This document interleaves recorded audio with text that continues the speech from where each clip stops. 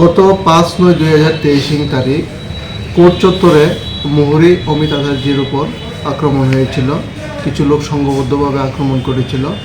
পরবর্তী সময় under treatment অবস্থায় 12/9/2023 তার মৃত্যু হয় এবং এর ভিত্তিতে অমিত আচার্যের পিতার কমপ্লেনের ভিত্তিতে আমরা একটা কেস রেজিস্টার করি 174/2023 আন্ডার সেকশন 302/34 আইপিসি।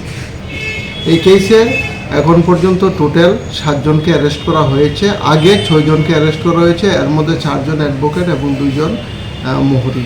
আর আজকে আরেকজন অ্যাডভোকেটকে আমরা অ্যারেস্ট করেছি, তার নাম বিভাস দেববর্মা। সে ঘটনার পর থেকেই পলাতক ছিল। আজকে আমাদের কাছে একটা খবর আসে, সে বাড়িতে এসেছে।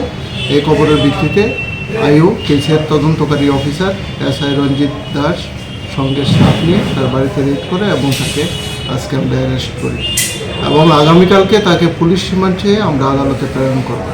এবং এই কেসে কি আর কেউ আছে না? এই কেসে আরও ওয়ান্টেড আছে আসামি, তাদেরকে আমরা ধরার চেষ্টা করবো অতি সত্তর। কতজন নামে এফআইআর ছিল?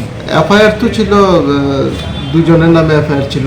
পরবর্তী সময় আমরা সিসিটিভি 4 জনের নামে এফআইআর ছিল। পরবর্তী সময় আমরা সিসিটিভি অ্যানালাইসিস করে বাকি নামগুলো আমরা এস্টাবলিশ করতে পেরেছি এবং আরও কিছু ইনভলভমেন্ট আছে, তাদেরকে আমরা ধরার চেষ্টা করব।